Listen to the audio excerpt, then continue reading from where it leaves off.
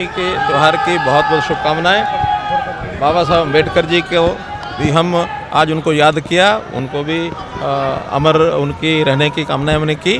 और गुरु रविदास जी जिनके स्मारक के इस स्थल के ऊपर आज हमने कार्यक्रम किया, उनकी भी हमेशा यादगार बनी रहे, ऐसा भी अपील हमने की।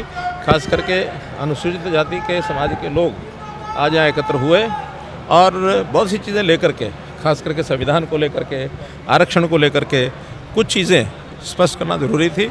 आप सब लोगों ने सुनी है एकदम, चूँकि विषय ऐसा है, कांग्रेस बहुत कन्फ्यूज़न इसमें डालती है और कांग्रेस का जो झूठ है वो पहले कहीं ना कहीं किसी मात्रा में भले ही वो काम आया होगा, लेकिन काठ की हंडिया बार बार चढ़ती नहीं है।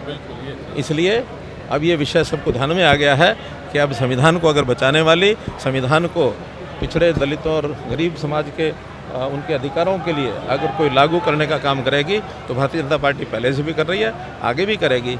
ऐसे बहुत उदाहरण हैं जब कांग्रेस ने संविधान को ठेंगा दिखाया, चाहे वो देश की आज़ादी के बाद, इवन उन्होंने तो डॉक्टर अम्बेडकर जी को, उनका भी विरोध किया, उनके चुनाव के समय विरोध किया, उनको संविधान सभा की अगुवाई करने के लिए उनका विरोध था। फिर भी उनके जो विचारों को देख करके उसमें बीच में जो और अग्रणी लोग थे उन्होंने सहमति बना करके और उनको संविधान की इस सारी निर्माण प्रक्रिया में डॉक्टर अम्बेडकर जी को आगे रख करके और ये सारी जो पूरा किया, ये गरीबों को, दलितों को, वंचितों को उनके अधिकार, उनके सम्मान, उनको बराबरी का स्थान दिलाने का एक बहुत बड़ा उपाय संविधान में है। सर, आपको लग रहा है कि और इसी तरह के दलित सम्मेलन करेगी, क्योंकि कहीं ना कहीं भारतीय जनता पार्टी को लोकसभा चुनावों में दलित और जो जाटों का कॉम्बिनेशन के कारण नुकसान भी उठाना। मैंने तो पहले आपको बताया कि हो सकता है कुछ लोगों पर उसका प्रभाव हुआ होगा, लेकिन काठ की अंडिया बार बार चढ़ती नहीं है और वो तो चाहें उनकी मर्जी चले तो दलित समाज को, पिछड़े समाज को वोट भी ना डालने दें। हम तो हमेशा मताधिकार अधिक से अधिक कैसे हो, कैसे लोग अपने राइट ऑफ फ्रेंचाइजी का, वोट का उपयोग करें।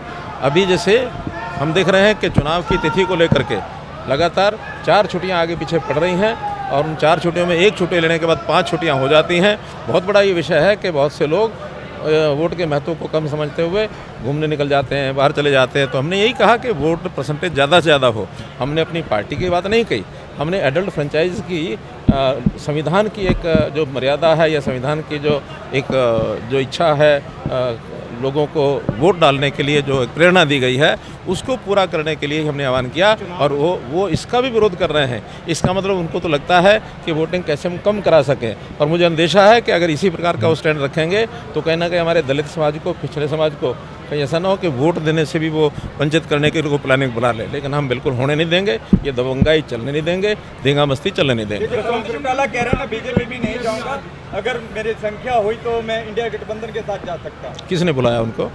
तीसरी बार बीजेपी आएगी? तीसरी बार निश्चित रूप से आएगी और ये हरियाणा का एक नया रिकॉर्ड बनेगा कि भारतीय जनता पार्टी तीसरी बार, भारतीय जनता पार्टी के हमारे जो नेता है यहाँ के श्री नायब सिंह सैनी, उनके नेतृत्व में चुनाव करा करके और निश्चित रूप से पूर्ण बहुमत सरकार बनाएगी।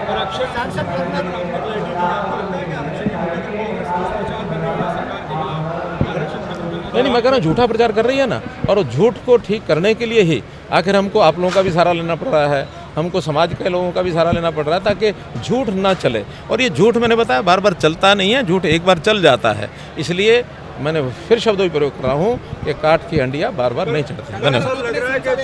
धन्यवाद। अब ये चुनाव आयोग का, ये चुनाव के कार्यक्षेत्र में, चुनाव आयोग के क्षेत्र में आता है, हमें इस पर कोई टिप्पणी नहीं।